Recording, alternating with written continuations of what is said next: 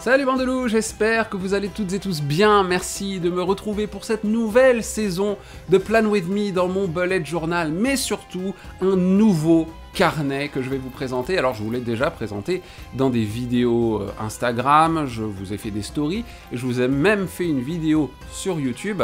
Je vous présente donc mon roadbook de chez Louis Carmen. Alors le carnet, vous le connaissez déjà si vous avez vu ses contenus, mais la grosse nouveauté des Plan With Me que je vais vous proposer cette saison, c'est tout simplement le fait que je vais décorer ces carnets qu'il y a à l'intérieur. Des carnets de la marque Moleskine. Ce sont des carnets spéciaux, fins, il y a une soixantaine de pages à l'intérieur, je crois que c'est 64 pages. Ceux-ci ne sont pas, ils n'ont pas les pages numérotées, par contre ce sont des pages dots, le papier est écru. Et à la fin, donc là, bon, vous le voyez blanc, hein, mais je peux vous dire le papier est écru, c'est du 80 GSM, et il y a des pages détachables à la fin des carnets, ainsi qu'une petite pochette, ma foi sympathique pour y stocker quelques stickers si on est en déplacement. Pour le coup, ce sont des carnets tout noirs, ils n'ont pas vraiment d'originalité. La grosse originalité de ces Plan With Me que je vais vous proposer cette saison, c'est que je vais décorer mon carnet du mois. Ce carnet, c'est donc le carnet du mois d'octobre, il est encore vierge, car le carnet du mois de septembre, vous l'avez vu sur la tranche, il ressemble à ça. Et comment est-ce que j'arrive à ce résultat? Je vous propose de le visionner tout de suite. Et le thème de ce mois-ci ne va sans doute pas vous parler si vous n'avez jamais joué à Sonic & Knuckles dans les années 90 sur Mega Drive, ou même plus tard d'ailleurs. Mais on part en Égypte ancienne, à Sandopolis, qui est justement une zone sablonneuse que le joueur doit parcourir en deux temps.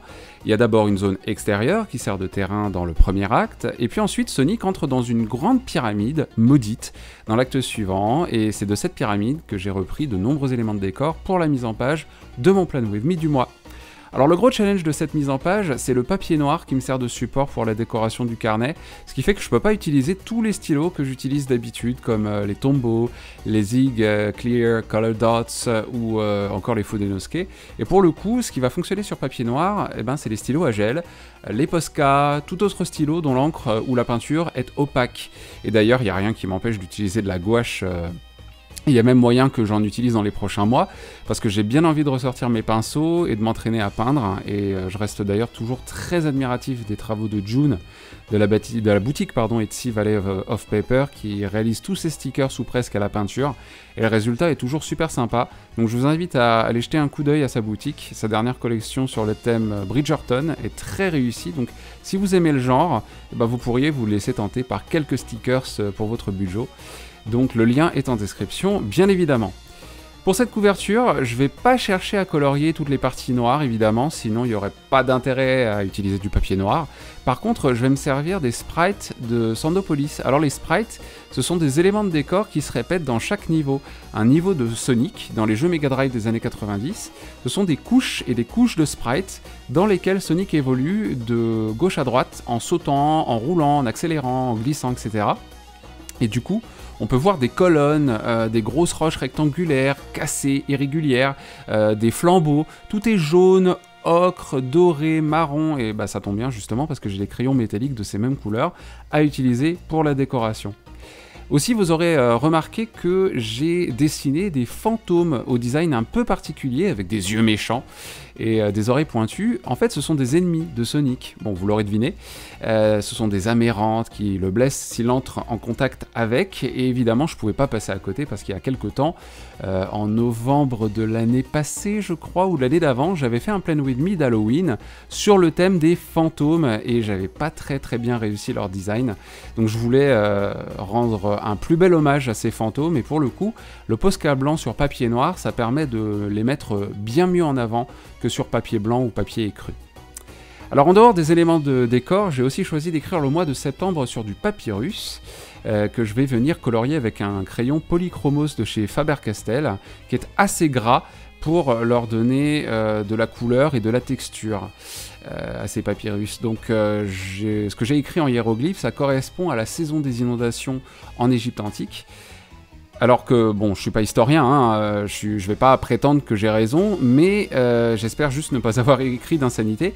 Mais d'après mes recherches, il s'agit du mot Akit, qui s'écrit Aket, et cette saison, elle s'étend de la mi-juillet à la mi-novembre. Alors, bien sûr, ça aurait pas été logique d'écrire le mois de septembre en hiéroglyphes, puisque le mois de septembre du calendrier julien n'avait pas encore été instauré à l'époque. Il a été instauré qu'en 45 avant notre ère, et là on est quand même bien quelques millénaires avant Jésus-Christ, donc pour rester cohérent, je me suis contenté d'écrire le nom de la saison.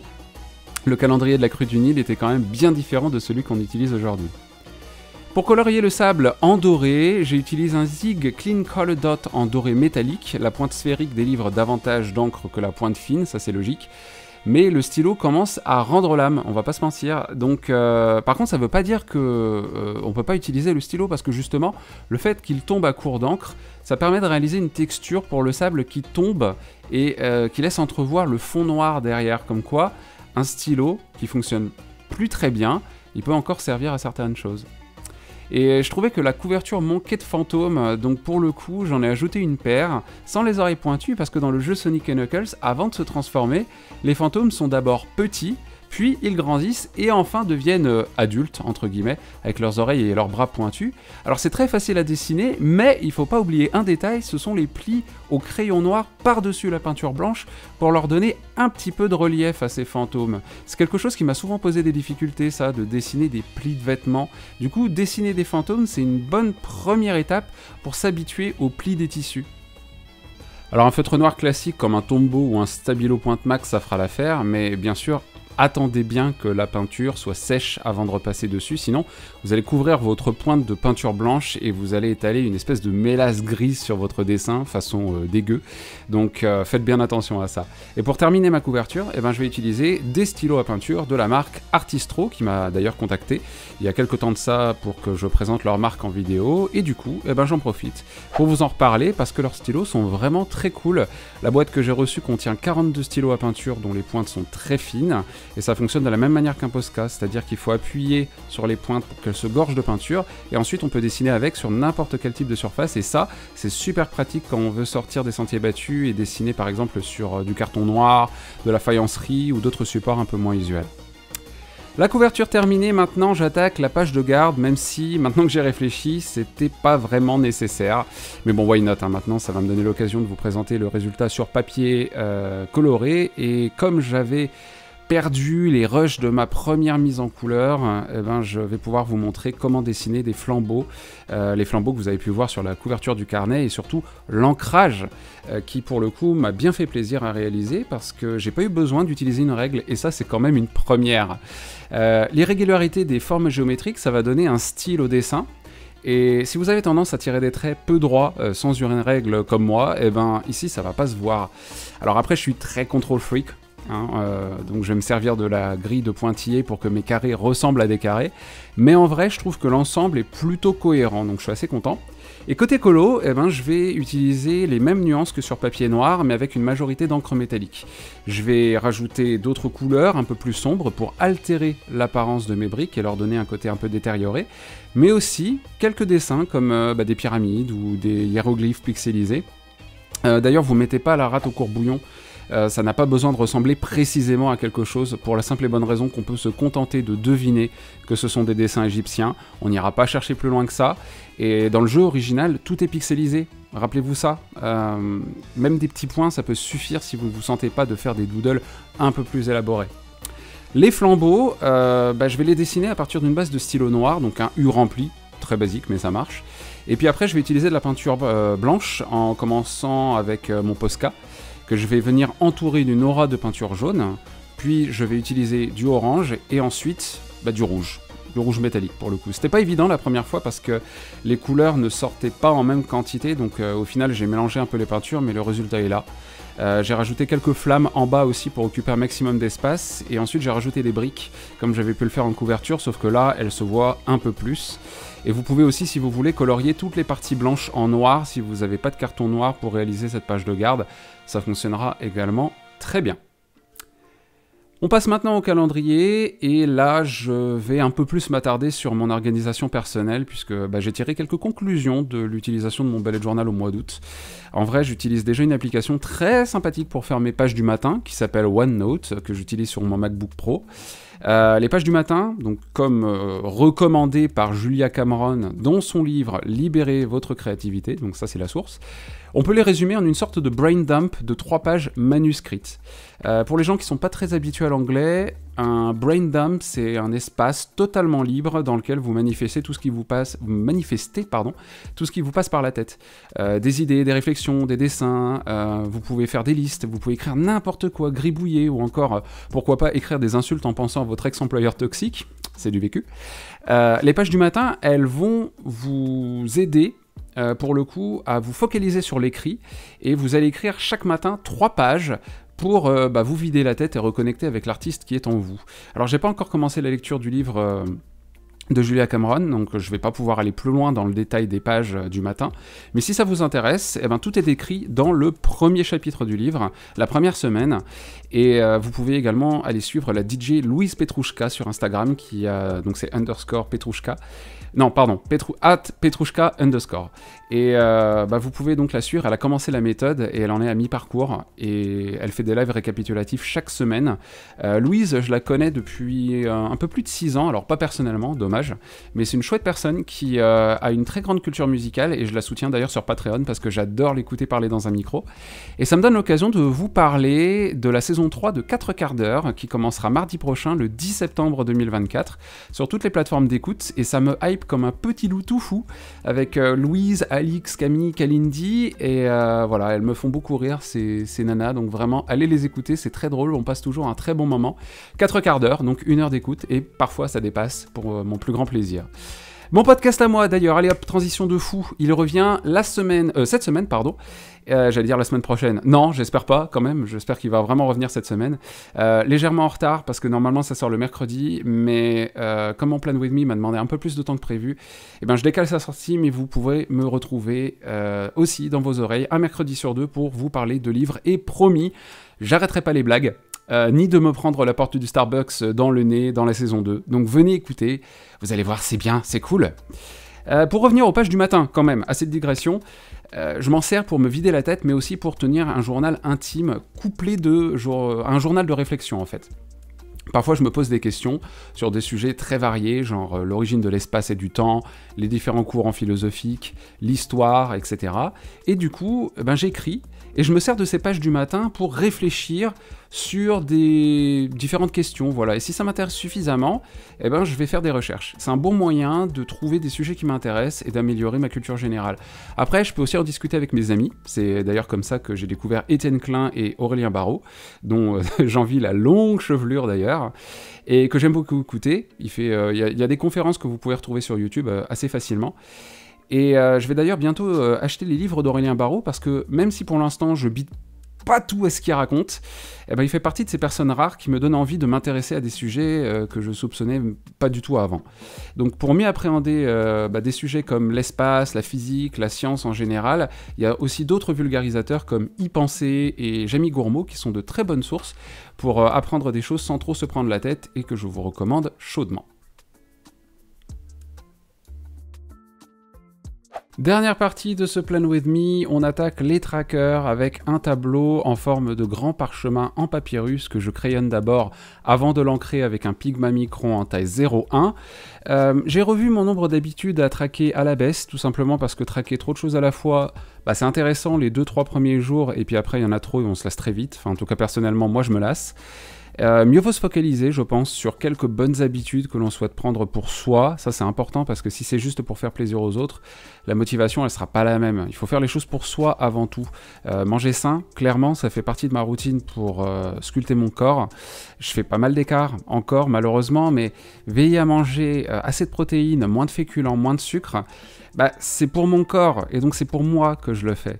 Et d'ailleurs, j'ai bien noté que mon moral avait tendance à baisser dès que j'arrête de pratiquer une activité physique. Donc, comme la dépression, perso, j'aime moyen, j'ai plutôt intérêt à continuer la course à pied et à pousser de la fonte à la salle.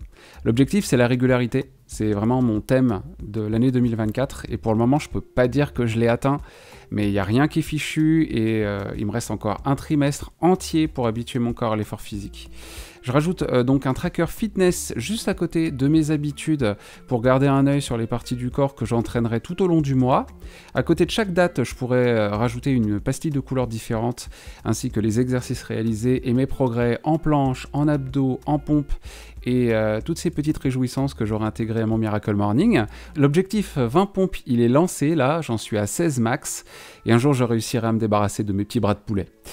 J'en profite pour rajouter d'autres fantômes que je viens remplir de blanc avec mes Posca.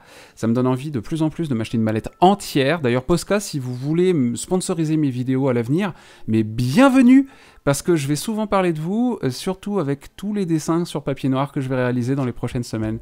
N'hésitez donc pas à m'envoyer tous vos feutres, absolument tous. Les dates, je les ai pas écrites manuellement, j'ai préféré prendre une bande autocollante qui est fournie avec tous les carnets bullet journal de la marque Leuchtturm.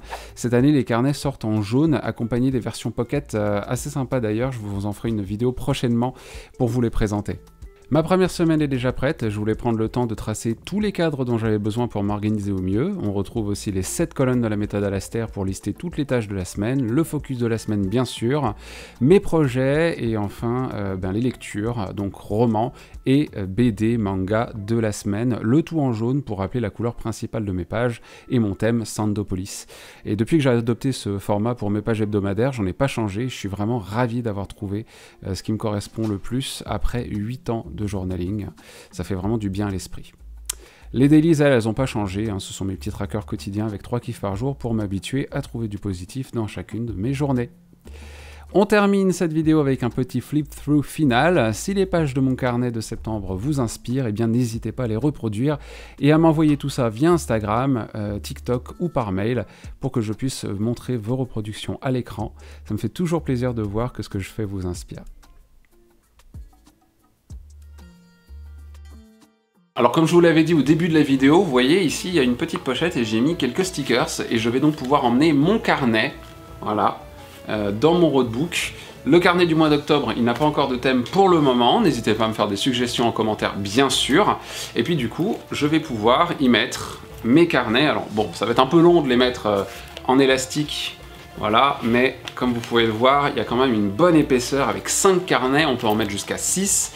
Et j'ai ici mon petit gris-gris de devant que j'ai remplacé. Avant, il y avait une patte de loup. La patte de loup, elle est désormais sur le côté. Et j'ai ici ma pierre bleue parce que Ashton est bleu. Ashton qui est le loup mascotte de la chaîne.